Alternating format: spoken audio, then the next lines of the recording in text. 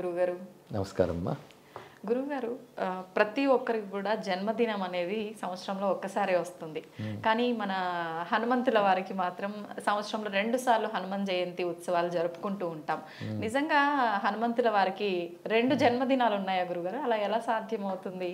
మామూలుగా చైత్ర మాసంలో ఒకసారి, వైశాఖ మాసంలో ఒకసారి మనం ఉత్సవాలు జరుపుకుంటూ ఉంటాం. నిజమైన జన్మదినం ఎప్పుడు గురుగారు? చైత్ర పూర్ణిమ, వైశాఖ బహుళ దశమి ఈ రెండు కూడా హనుమత్ జయంతులుగా చెప్పబడుతున్నాయి.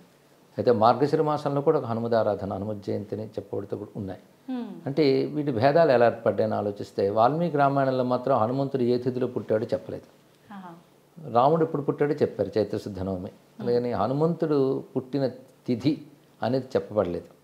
అయితే మంత్రశాస్త్రాల్లో హనుమంతుడి ఆరాధనకు సంబంధించిన చెప్పినప్పుడు మనకి పరాశర సంహిత అనే గ్రంథంలో మాత్రం వైశాఖే మాస కృష్ణాయాం దశమ్యాం మందవాసరే అని వైశాఖ మాసంలో బహుళపక్షంలో దశమి నాడు శనివారం నాడు హనుమత్ స్వామి ఆవిర్భవించారు అని పరాశర సంహిత అనే మంత్రశాస్త్ర గ్రంథం మనకు చెప్తుంది. అయితే చైత్ర పూర్ణిమ నాడు పుట్టాడని చాలా చోట్ల వ్యాప్తిగా కనబడుతున్నది. దీనికి మనకు ప్రమాణంగా చైత్ర పూర్ణిమ నాడు హనుమత్ జయంతి ఉత్తరాదిలో బాగా చేస్తారు. మన హైదరాబాద్ నగరాల్లో కూడాను చైత్ర పూర్ణిమ నాడు చేస్తారు. కానీ ఇతర మన తెలుగునాట మాత్రం చైత్ర పూర్ణిమ చేయరు. హనుమత్ జయంతిని దీన్నే చేస్తారు.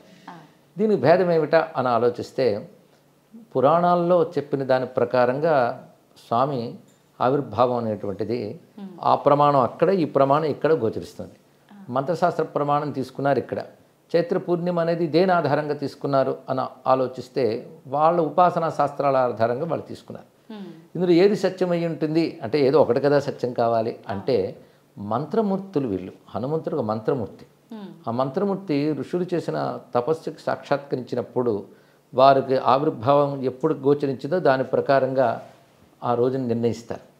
అలాగా ఒకరు మార్గశిరం అంటారు, ఒకరు చైత్రం అంటారు. హనుమద్ అవతారాలు చాలా ఉన్నాయి. మనకు తెలిసి అంజనాదేవి పుత్రుడు హనుమంతుడు ఒకటే. కానీ హనుమంతుడు మంత్రమూర్తి. మంత్రమూర్తులు పుట్టేవారు కాదు, ఉన్నవాళ్ళు. వాళ్ళు ఎప్పుడూ ఉంటారు మంత్రమూర్తులు. ఎవరు ఆ మంత్రాన్ని జపిస్తారో వారికి ఆ దైవం సత్యం. చారిత్రక పాత్రలు కావాలి, మంత్ర దేవతలుగా. ఆ హనుమన్ మంత్రాలు చాలా ఉన్నాయి శాస్త్రాల్లో. అలాంటి హనుమంతుడు సాక్షాత్ రుద్రస్వరూపుడు. లోక కళ్యాణార్థం ఒకానొక ప్రయోజనం కోసమని అంజనాదేవి గర్భంలో ఆయన ఆవిర్భవించారు. అది మాత్రం వైశాఖంలో బహుళ దశమి అని చెప్తున్నారు ప్రసిద్ధిగా. అందుకు అది మనం ప్రమాణంగా తీసుకుంటున్నాం. అయితే కొంతమంది చెప్తారు అది ఎంతవరకు ప్రమాణము, కానీ ఆయన ఉద్భవించింది మాత్రం వైశాఖ బహుళ దశమే. కానీ హనుమత్ స్వామి ఉద్భవించిన తర్వాత సూర్యుడి వైపు వెళతాడు కదా, వెళ్ళినప్పుడు ఇంద్రుడు వజ్రాయుధంతో కొడతాడు. దానితో హనుమంతుడు మూర్ఛితుడై పడిపోతాడు. అంత వజ్రాయుధం కూడా ఆయన ఏం చేయలేకపోయింది. అప్పుడు మూర్ఛితుడై పడిపోగానే వాయుదేవుడు తన పుత్రుడికి ఇలా జరిగిందని చెప్పి స్తంభింపజేస్తాడు వాయుని. అప్పుడు బ్రహ్మదేవుడు వచ్చి హనుమంతుడిని, పసిగా ఉన్న హనుమంతుడిని ఒళ్ళో పెట్టుకుంటాడు.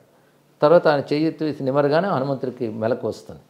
కనుక వైశాఖ బహుళ దశమి నాడు పుట్టిన హనుమత్ స్వామి తిరిగి దెబ్బతిన్నాక బ్రహ్మదేవుడి ఒళ్ళో తిరిగి లేచినది చైత్ర పూర్ణిమ కనుక దాన్ని కూడా లెక్క కట్టి 2 జయంతులు ఆయనకు చేశారు అని కొందరు పెద్దల వివరణ ఇచ్చారు. కనుక 2 రకాల జయంతులు అంటే మొదట పుట్టినది అదే, తర్వాత దెబ్బతిని మళ్ళీ ఆయన రావడం అనే దాన్ని కూడా మరొక ఆవిర్భావం కింద భావన చేశారు. పైగా ఋషులకి సాక్షాత్కరించినటువంటివి కూడా ముహూర్తాల కిందకు వస్తాయి. ఏ ముహూర్తంలో సాక్షాత్కరించాడో దాన్ని వాళ్ళు ప్రధానంగా చెప్తారు. ఇక హనుమన్మూర్తులు చాలా చాలా ఉన్నాయి. హనుమన్ మంత్రభేదాలు కూడా చాలా ఉన్నాయి. పంచముఖాంజనేయ మూర్తి ఉంది, అది రామాయణంలో కనబడుతుంది మనకి. అదేవిధంగా ఆపదుద్ధార హనుమన్ మంత్రుడు మరో మంత్రం ఉంది. విశేషంగా హనుమన్ మంత్రాలు చాలా చాలా గోచరిస్తాయి. తులసీదాసుల వారు హనుమదుపాసకుడు. ఆయన అలాంటి హనుమన్ మూర్తిని చూశాడు ఆయన ప్రత్యక్షంగా. అందుకే హనుమాన్ చాలీసా మొదలైనవన్నీ ఆయన రాశారు కదా. కనుకనే కథలో పాత్రగా ఉన్న హనుమంతుడు, మంత్రశాస్త్రాలు హనుమంతుడు, ఈ రెండింటికి మనకి తేడా ఎందుకు కనిపిస్తుందంటే కథలో పాత్ర వచ్చినప్పుడు హ్యూమన్ లిమిటేషన్స్, ఒక మానవుడిగా ఉన్నప్పుడు ఎలా ఉంటారో అలా ప్రవర్తించాడు ఆయన. మంత్రదేవతలు వాళ్ళకి ఆ పరిమితులు ఉండవు, వాళ్ళ స్వరూపంతో సంచరిస్తుంటారు. అయితే ఒక మంత్రదేవతే ఆవిర్భవిస్తుంది. అవతారం అనేది దేన్ని అనాలంటే ఒక మంత్రాది దేవత, ఎప్పుడూ ఉండే మంత్రాది దేవత లోక కళ్యాణం కోసం రూపం స్వీకరించినప్పుడు అవతారం అంటారు.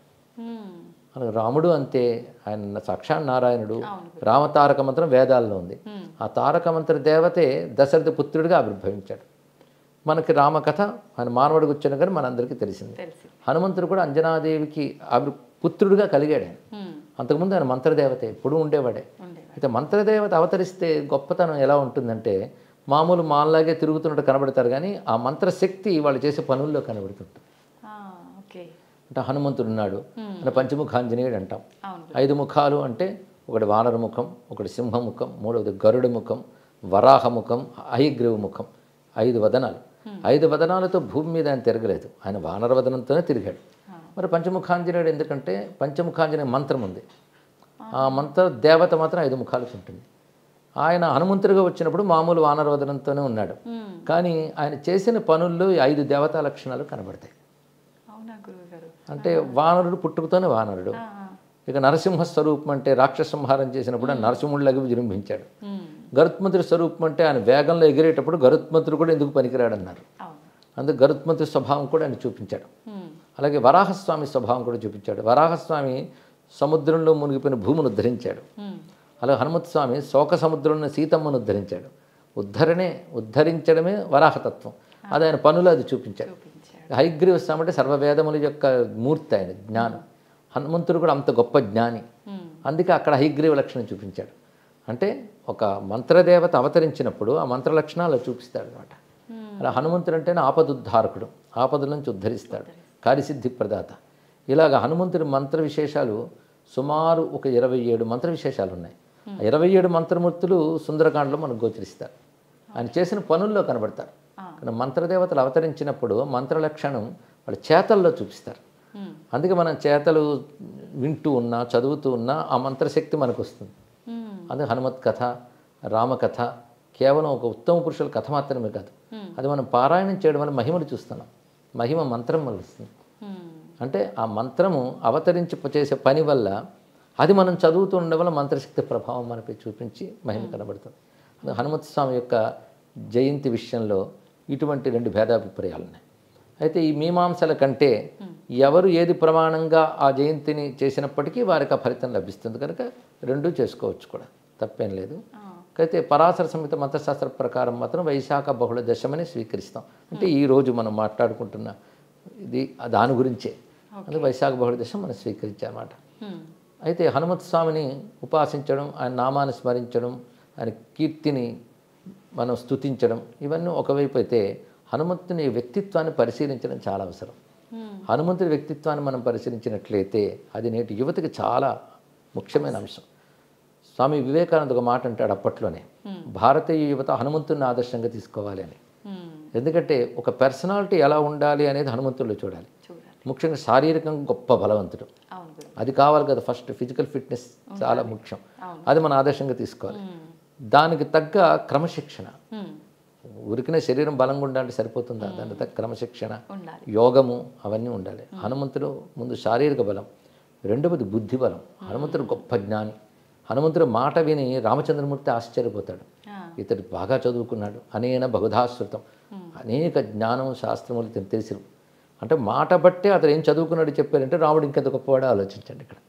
హనుమంతుడి మాట బట్టి ఇతడు 4 వేదాల్లో నిష్ణాతుడు, సర్వశాస్త్రముల్లో పారంగతుడు, రాజనీతి తెలిసినవాడు అని అప్పుడే రాముడు పోల్చుకున్నాడు. హనుమంతుడు ప్రతి ప్రవర్తనలో అతని జ్ఞానం కనబడుతుంది. అందుకే సీతమ్మతో హనుమంతుడు మాట్లాడుతూ ఒకటి అంటాడు, హనుమానతి విఖ్యాతో లోకే స్వేనైవ కర్మణ, నా పనుల వల్ల నాకు హనుమంతుడిని పేరు వచ్చిందమ్మా అన్నాడు ఆయన. అంటే హనుమాన్ అంటే జ్ఞానవాన్ అని అర్థం, గొప్ప జ్ఞాని, గొప్ప మాటకారి అని అర్థం. హను అంటే దవడలు, మంచి దవడలు ఉన్నవాడంటే గొప్పగా మాట్లాడతాడని అర్థం. ఆయన తల చాలా గొప్పదండి అంటే అర్థం తల గొప్పదని కాదు, జ్ఞానం గొప్పదని అర్థం. అలాగే అవయవాన్ని పేర్కొన్నారంటే అవయవానికి సంబంధించిన శక్తిని పేర్కొన్నారు. హనువులు అంటే దవడలు, దవడల నుంచి వాక్ వస్తుంది. అందుకే వేదమంత్రాల్లో కూడా వాక్కు గురించి చెప్తూ అధరాహను పూర్వ రూపం, ఉత్తరాహను ఉత్తర రూపం, వాక్ సంధానం జిహ్వా సంధి అనే మంత్రం వస్తుంది, ఉపనిషత్తుల్లోనే వస్తుంది. ఇక్కడ అంటే అరణి అని ఉంటుంది, మథనం చేస్తారు యజ్ఞాగ్ని, కిందన ఒక చెక్క పెడతారు, పైన ఒక చెక్క పెడతారు, మథనం చేస్తే అగ్ని వస్తుంది. అలాగే కింద దవడ పై దవడ మధ్యలో 4 అనుసంధానం, దాని నుంచి పుట్టిన అగ్ని వాక్కు అని చెప్పారు. కానీ హనువుల నుంచి పుట్టే వాక్కుని హనుమాన్ అన్నారు. హను అంటే దవడల, అందుకే వాక్కు ఆయన దగ్గర ఉన్న గొప్ప విషయం. వాల్మీకి కూడా హనుమంతుడి గురించి చెప్పాడు, వాక్యకోవిద అన్నాడు, గొప్ప మాట్లాడతాడు. అంటే గొప్పగా మాట్లాడంటే అర్థం మాట్లాడగలిగితే జ్ఞానం ఆయన దగ్గర ఉందని అర్థం. కనుక వాక్ అంటే జ్ఞానం వ్యక్తీకరింపబడితే వాక్ అవుతుంది. హనుమాన్ అంటే జ్ఞానవాన్ అని అర్థం. ఓకే. కానీ హనుమాన్ అంటే జ్ఞానస్వరూపుడు. ఈ రహస్యం తులసీదాస్కు తెలుసు కనుకనే జయ హనుమాన్ జ్ఞానగుణ సాగర్ అన్నాడే. కానీ హనుమంతుడి దగ్గర ఉండేది రెండవది జ్ఞానం, శారీరక బలంతో పాటు. అది మూడవది ఏమిటి అంటే జ్ఞానాన్ని వినియోగించే పద్ధతి. జ్ఞానం ఊరికని తెలుసుకుంటే ఏం లాభం, అది వినియోగింపబడాలి. అంటే ప్రవర్తనలో కనబడుతుంది, ఎక్కడెక్కడ ఎలా ప్రవర్తించాడు, కార్యాన్ని ఎంత సానుకూలపరుస్తాడు, ఇవన్నీ కూడా చూపిస్తాడు. అది మూడవది. ఇక నాలుగవది ఉపకార బుద్ధి. హనుమంతుడు ఏది తన కోసం చేసుకోలేదు. రాముడిని ఆశ్రయించిన వాళ్ళందరూ వాళ్ళ ప్రయోజనాలు రాముడి నుంచి పొందారు, కానీ హనుమంతుడు ఏది ఎవరిని అడగలేదు, పొందలేదు, తాను అందరికి ఇచ్చాడు. అదే మెచ్చుకున్నాడు వివేకానంద. మనలో అటువంటి ఉపకార బుద్ధి, త్యాగ బుద్ధి ఉండాలి. లోకక్షేమం కోసం పనిచేశాడు ఆయన. రామకార్యం అంటే లోకక్షేమమే. పైగా ఇన్ని ఉంటూ కూడా అహంకారం ఎక్కడ లేదు హనుమంతుడి దగ్గర. దాన్ని రామదాసుడిని అత్యంత వినయంగా ప్రకటించుకున్నాడు. అన్ని గొప్ప లక్షణాలు. అలాంటి లక్షణాలు 8 తీసుకుని హనుమంతుడు 8 లక్షణాలు చెప్పారు మన వాళ్ళు. బుద్ధిర్బలం, యశోధైర్యం, నిర్భయత్వం, అరోగత, అజాడ్యం, వాక్పటుత్వంచ హనుమత్ స్మరణాత్ భవేత్ అన్నారు ఇక్కడ. హనుమంతుడి దగ్గర ఇప్పుడు యువత నేర్చుకోవాల్సిన ధైర్యంగా ఉండడం, ఎప్పుడు కూడా బేలతనం రాకూడదు, దిగులు పడకూడదు, పైగా క్రమశిక్షణ కలిగి ఉండాలి. క్యారెక్టర్ హనుమంతుడి దగ్గర ఉన్నది అటువంటి గొప్ప క్యారెక్టర్ హనుమంతుడిది. బ్రహ్మచారి అని అంటారు. దీనితో ఆంజనేయ స్వామి వారు ఎటువంటి నిగ్రహ సంపన్నుడు, విద్యావంతుడు, ఇలాంటి మనం వింటూ ఉన్న చదువుతూ ఉన్న మనలో క్యారెక్టర్స్ తప్పకుండా డెవలప్ అవుతాయి. ఎందుకంటే రోల్ మోడల్స్ అంటారు వీటిని. నేను చాలా కాలం ప్రవచనాలు మాట చెప్పేవాడిని. మీరు he man, spider man, bat man, ఆ మ్యాను, ఈ మ్యాన్ అంటారు, హనుమాన్ను పట్టుకోండి అంటూ ఉంటాను ఇక్కడ. ఆయన మన ఆదర్శంగా తీసుకుంటే కేవలం మిరాకిల్స్ చేయడం మాత్రమే కాకుండా ఇంతవాడు అంత అయిపోవడం, ఎగరడం, చిన్నప్పటి నుంచి ఉత్సాహం కలిగిస్తే మనకు కూడా. ఇవి అతిమానుష ప్రవర్తనలు అంటారు. సహజంగా మంత్రదేవత కనుక అది చూపించవచ్చు, అవి మనం చేయలేం, దండం పెడతాం. కానీ ఆయన యొక్క సద్గుణాలు మనం చేయగలం. అప్పుడు నిజమైన హనుమదారాధన అవుతుంది. కానీ హనుమత్ జయంతి అనే పేరుతో మనం హనుమత్ స్వామిని ఆరాధించాలి. ఆయన నామమే మంత్రం, అందులో సందేహం లేదు. అదేవిధంగా హనుమంతుని యొక్క చరిత్రను మనం పరిశీలించాలి, ఆ గుణగణాలను ఆదర్శంగా తీసుకోవాలి. కానీ హనుమంతుడు ఒక ఆదర్శమూర్తి, ఆరాధ్య స్ఫూర్తి. ఈ విధంగా మన హనుమంతుని గ్రహించాలమ్మ. ఇది జయంతి నాడు స్మరించుకుంటున్నాం. ప్రత్యేకించి ఆయనలో ఉన్న సద్గుణాలన్నీ పిల్లలకి రావాలి అని అంటే వాళ్ళు ఎటువంటి కార్యక్రమాలు చేయాల్సి ఉంటుంది గురుగారు? ప్రధానంగా మన రామాయణంలో, సుందరకాండలో హనుమంతుడి యొక్క గుణగణాలు ఎన్నో చెప్పారమ్మా. అవి ముందు మనం తెలుసుకొని పిల్లలకి తెలియజేయాలి. తెలియజేసి పైగా హనుమంతుడు అంటే పిల్లలకు కూడా చాలా ఆసక్తి. అవును గురుగారు. అసలు భారతదేశంలో ఉన్న ఆలయాలు స్టాటిస్టిక్స్ తీస్తే ఎక్కువ గుడులు ఉన్న దేవుడు అంటే హనుమంతుడు. ఆయన తర్వాత గణపతిని చెప్పారు, కానీ హనుమంతుడే ప్రధానం మన దేశంలో. అది విశేషం. ముఖ్యంగా ఛత్రపతి శివాజీని తీర్చిదిద్దిన సమర్థ రామదాసు హనుమద్ ఉపాసన చేత ఆయన సిద్ధపురుషుడయ్యి ఛత్రపతి శివాజీని తీర్చిదిద్దాడు. ఆయన ఈ దేశం ఆసేతు సీతాచలం పర్యటించి కొన్ని వందల హనుమదాలయాలు నిర్మాణం చేశారు. అవి ఇప్పుడు ప్రసిద్ధి చెంది ఉన్నాయి. ఆయన మహారాఠాకి చెందినటువంటి వారు, కానీ దేశమంతా కూడా పాదసంచారం చేసి ఈ దేశం బాగుండాలంటే మళ్ళీ హనుమత్ స్ఫూర్తి రావాలనే ఉద్దేశంతో ఆయన హనుమదాలయాలు చాలా పెట్టారు. అది కూడా మనకు పెద్ద కారణమైంది. రెండవది మళ్ళీ తులసీదాస్, అక్బర్ కాలం నాటివాడు తులసీదాస్. అంటే తులసీదాస్ తర్వాతే సమర్థ రామదాస్ గారు, కానీ తులసీదాస్ స్ఫూర్తి ఆయనకున్నది. తులసీదాస్ అయితే హనుమంతుని సాక్షాత్కారం పొందినవాడు. దాని చోటు కాశీలో నేటికి సంకటమోచన హనుమాన్ మందిరం ప్రసిద్ధి. ఆయనకి హనుమంతుడు కనబడ్డ చోటు అది. ఆయన హనుమాన్ చాలీసా ప్రసిద్ధి లోకంలో తులసీదాస్ గారు రచించిందిగా. ఇంకా సంకటమోచన హనుమాన్ స్తోత్రం, హనుమాన్ బహు చాలా రచాడు. ఇవన్నీ ఆయన అనుభవాలు, హనుమంతుడి ద్వారా ఆయన పొందిన అనుభవాలన్నీ కూడా. ఆ కాలంలో మరింత వ్యాప్తి చెందింది హనుమదారాధన. పైగా కలువు కపిహి అని శాస్త్రం చెప్తుంది. కలియుగంలో మనల్ని అనుగ్రహించేటువంటి గొప్ప దైవం హనుమంతు స్వామి అంటారు. పైగా హనుమంతుడు నేటికి ప్రత్యక్ష దైవం. నేటిగా హనుమంతుడు ఉన్నాడనే మనకి పురాణాలన్నీ చెప్తున్నాయి. హిమాలయాల్లో బదరికాశ్రమ ప్రాంతాల వద్ద గంధమాదన పర్వతం హనుమంతుని యొక్క చోటు. త్రేతాయుగంలో అక్కడ రాముడు అవతారం చాలించిన తర్వాత హనుమంతుడు అక్కడే ఉన్నాడు. మళ్ళీ భారతంలో ద్వాపర యుగంలో అక్కడ మన భీమసేనుడు చూశాడు ఆంజనేయ స్వామి వారిని. ఇప్పటికీ హనుమంతుడు గంధమాదన పర్వతంలోనే ఉన్నారు. ఆయన యోగ స్వరూపం కనుక మామూలు నేత్రాలకు గోచరించారు, సిద్ధ భూముల్లో దర్శనమిస్తాడు తప్పకుండా. పైగా హనుమంతుడు సాక్షాత్ రుద్రస్వరూపుడు కనుక ఉమ్, ఈశ్వర లక్షణాలు అనుకున్నాయి. ఉమ్, కాబట్టి మనం ఎక్కడ స్మరించినా ఆయన అనుగ్రహిస్తాడు.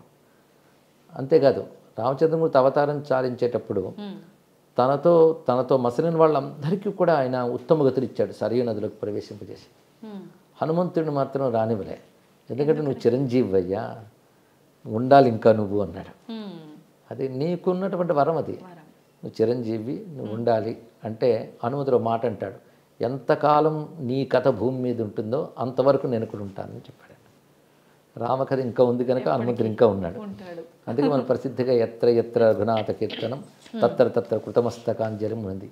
ఎక్కడెక్కడ రామకథ చెప్పబడుతుందో అక్కడ హనుమంతుడు ఉంటాడు ఏదో రూపంలో అని మన వాళ్ళ నమ్మకం, కొందరికి అనుభవం. ఓకే. అందుకే హనుమంతుడు నేటికి ఒక రూపంతో ఉన్నాడు, అనేక రూపాలతో గోచరిస్తుంటాడు కనుక ఆయన ప్రత్యక్ష దైవం అని అంటారు. ఉమ్, ఈ యుగంలో తొందరగా అనుగ్రహించగలిగే శక్తి హనుమద్ ఆరాధనలో మనకు కనబడుతుంటుందమ్మా. ఓకే. అందుకే హనుమద్ జయంతికి అంత ప్రాధాన్యం. ఉమ్, దేశమంతా చేస్తారు. సింధూర పూతలు, తమ్ములపుటాకు పూజలు, అవును. ఇవన్నీ కూడా పూజా విధానాల్లో హనుమంతుడికి ప్రీతిపాత్రమైనవని మంత్రశాస్త్రం మనకు చెప్తోంది. సుదర్శన సంహిత, అగస్త్య సంహిత, పరాశర సంహిత లాంటి మంత్రశాస్త్రాల్లో హనుమన్ మూర్తుల గురించి చాలా వర్ణించారు. హనుమన్ మంత్రాలు చాలా ఉన్నాయి. ఆ మంత్రాలను పద్ధతిగా సాధన చేసి సిద్ధి పొంది హనుమద్ దర్శనం, మహిమ పొందిన వాళ్ళు చాలామంది నేటికి ఉన్నారు. అటువంటి భక్తుల వల్లే భగవతత్వం వ్యాపిస్తుంది. ఉమ్. అలాగే వ్యాపించింది కనుక ఇప్పుడు దేశమంతా ఈ జయంతులు, ఉత్సవాలు చక్కగా చేసుకుంటున్నారు. అయితే గురువుగారు, మామూలుగా మనము ఏది తీసుకున్నా ప్రతి ఒక్క భగవంతుని కూడా ప్రసాదంగా పెడుతుంటాం. కానీ హనుమంతుల వారిని చూసుకుంటే వడలు ప్రసాదంగా నివేదన చేయకుండా మాల రూపంలో వేస్తూ ఉంటారు. ఎందుకని గురువుగారు? అంటే భగవంతుడు ఒక్కటైనా అనేక దేవతా రూపాలతో ఉంటారు. ఒక్కొక్క దేవతకు ఒక్కొక్క ప్రత్యేకత ఉంటుందమ్మా. వాళ్ళకి నివేదించే పదార్థాలు, వాటికి విశేషాలు ఉంటుంటాయి. ఉదాహరణకి గణపతికి ఉండ్రాళ్ళు, సూర్యనారాయణకి పాయసం, అవును. ఇలా చెప్తారు. హనుమంతుడికి ఈ వడలు, అరటిపళ్ళు ఇవి చాలా ప్రసిద్ధి. ఇది మాలగా వేసి అలంకారంగా కూడా వేయడం ఏంటంటే మాల అనంతత్వానికి సంకేతం. అందుకు అది మాలగా సమర్పించుతూ అని మనం పరిమితంగా ఇచ్చినా అపరిమితంగా భావించాలనే ఉద్దేశంతో ఈ మాలా సమర్పణం కూడా చేస్తారు. ఓకే. అయితే గురువుగారు, ఇప్పుడు హనుమంతుల వారిది హనుమాన్ చాలీసా అయితే ఏంటి, చరిత్ర కూడా మీరు చదవమని చెప్పారు. ఇవి చదవాలి అని అంటే ప్రత్యేకమైన రోజు లేదంటే నియమాలు ఏమైనా పాటించాల్సి ఉంటుందా? మామూలుగా చరిత్ర చదువుకోవడం ఏ రోజైనా చదువుకోవచ్చమ్మా. వారిని నిరంతరం భావించవచ్చు. అయితే హనుమంతుడు మరొక విశేషం ఏంటంటే గ్రహబాధలు పోగొట్టే దేవతల్లో హనుమంతుడు, గణపతి ఇద్దరిని ప్రధానంగా చెప్పుకోవాలి. అందులో శనిగ్రహం, ఈ శని సంబంధించిన బాధలు ఉంటూ ఉంటాయి కదా, ఏలినాటి శని, అర్ధాష్టమ శని, ఇలాంటివి ఉన్నటువంటి వారిని నిగ్రహించాలంటే హనుమదారాధన చాలా విశేషంగా పనిచేస్తుంది అని పెద్దలు చెప్తూ ఉంటారు. దానికి కొన్ని కథలు కూడా చెప్తారు. శనిని నిగ్రహించడం హనుమంతుడి గొప్పతనం ఏమిటనేది. పైగా ఆయన పుట్టింది శనివారం. అందుకే శనివారం ఈ శని సంబంధమైన దోషాలు ఏమైనా జాతకాలను ఉంటే హనుమదారాధన చేసి, ఉదాహరణకు హనుమాన్ చాలీసా పారాయణ చేసుకోవడం, సింధూరం పెట్టుకోవడం, ఇలాంటి చేసినట్లయితే తప్పకుండా ఆ శనిగ్రహ జనితమైన దోషాలు తొలగుతాయని పెద్దలు చెప్తారు. ఎందరికి అనుభవం కూడా. మంగళవారం, శనివారం ఆయనకి ప్రధానంగా ప్రీతిపాత్రంగా చెప్తారు. ఓకే. ఎక్కువగా అంటే ప్రతి ఒక్క దైవానికి కూడా ఒకటే రోజు ఏదో ఒకటి పర్టికులర్ వారం అనేది ఉంటుంది కదా గురుగారు, ఎందుకని హనుమంతుల వారికి 2 వారాలు, మంగళవారం, శనివారం? సాధారణంగా ఆయన శనివారమే జన్మించాడు కనుక శనివారమే ప్రధానం. కానీ కుజగ్రహ దోషాలు పోగొట్టడంలో కూడా ఆయన గొప్పవాడు కనుక అది మంగళవార ఆరాధన చెప్తున్నారు. ఓకే. గురుగారు, చాలామంది హనుమంతుల వారిని పూజించాలి అని అంటే మీరు చెప్పినట్టుగా ఇట్లాంటి శని బాధలు ఇలాంటివి ఉన్నవాళ్ళు హనుమంతుల వారి చుట్టూ ప్రదక్షిణలు చేస్తే బాగుంటుంది, మనం అనుకున్న కోరికలు తీరుతాయి, ఇలాంటి దోషాలు పోతాయి అంటుంటారు. నిజంగా అది నిజమే అంటారా? చాలామందికి అనుభవం అమ్మ. అందుకే అవి తీసిపారేయడానికి లేదు, చేసిన వాళ్ళకి లభిస్తున్నాయి. నా కోరిక ఏంటంటే అక్కడితో ఆగిపోకూడదు. ఎందుకంటే ప్రతివాడికి గ్రహబాధలు ఉంటే తొలగాలి, ఆనందంగా ఉండాలనుకుంటారు, చెయ్యొచ్చు. కానీ దానికంటే ముందు వ్యక్తిత్వం బాగు చేసుకోవాలి, క్యారెక్టర్ బాగు చేసుకోవాలి, ఉత్తమ వ్యక్తులుగా తయారవ్వాలి. ఆ కోణంలో హనుమంతుడిని ఆరాధించాలి. కేవలం మహిమల కోణంతోనే కాకుండా హనుమంతుడి వ్యక్తిత్వాన్ని చూసి అంత గొప్పవాళ్ళం మనము కావాలని, ఎప్పుడైనా ఒక మనకి ఐడియల్గా ఒక వ్యక్తిని కానీ ఆరాధిస్తుంటే మనకు ఆ లక్షణాలు వస్తూ ఉంటాయి. అందుకే హనుమతి ఆరాధన వల్ల మనం ఇలాంటి సత్స్వభావాలు, మంచి గుణాలు అలవరుచుకుంటే అది నిజమైన హనుమద్భక్తి అనిపించుకుంటుందమ్మా. అది రావాలి. అది రావాలని మన హనుమంతుని ప్రార్థిద్దాం. అవును గురుగారు, తప్పకుండా. గురుగారు హనుమాన్ జయంతి అనగానే ఎక్కువగా ఆలయాల్లోనే మనకు జరుపుతుంటారు. ఇంట్లో చేసుకోవాలి అనుకునే వాళ్ళు సింపుల్గా ఎలా చేసుకోవచ్చు? హనుమంతుడి చిత్రపటం పెట్టుకుని మనం షోడశోపచార పత్రాలు ఎక్కడైనా దొరుకుతాయి. ఏవి దొరకకపోతే హనుమాన్ నామాలు చాలు. శ్రీ ఆంజనేయాయ నమః, హనుమతయ్య నమః, మారుతయ్య నమః అంటే ఆయన నామాలతోనే తమలపాకులు పూజ చేసుకోవడం, సింధూర పూజ చేసుకోవడం, ధూపం దీపం ఈ పళ్ళు ఏవో నైవేద్యం పెట్టుకు చేసుకుని సరిపోతుంది. ఆలయాల్లో ప్రతిష్ఠ చేస్తారు కనుక శక్తి ఎక్కువ కేంద్రీకృతం అవుతుంది కనుక ఆలయాలకు వెళ్ళడం కూడా మంచిది. ఇంట్లోనూ చేసుకోవాలి, ఆలయాలకి వెళ్ళాలి. గురుగారు లాస్ట్లో ఇంకొక చిన్న సందేహం. హనుమంతుని వారి ఎదురుగా నించొని నమస్కారం చేసుకోకూడదు, ఆయన్ని తాకకూడదు అంటుంటారు. ఇదంతా నిజమే అంటారా? అవేమీ లేవమ్మా. ఏమీ లేవు. తాకడం అంటే ఆలయాల్లో గర్భగుడిలో పెట్టినప్పుడు ఆ మంత్ర నియమాలు ఉంటాయి కనుక మనం దూరం నుంచి నమస్కారం చేసుకుంటాం. ఏ దేవతకి ఎదురుగా ఉండి నమస్కరించకుండా పక్కకు పెట్టడం వినయంతో కూడినటువంటి అంశం అమ్మా. ఓకే, నిజంగా చాలా చక్కటి వివరణ గురుగారు. కృతజ్ఞతలండి. ధన్యవాదాలమ్మా. నమస్కారం.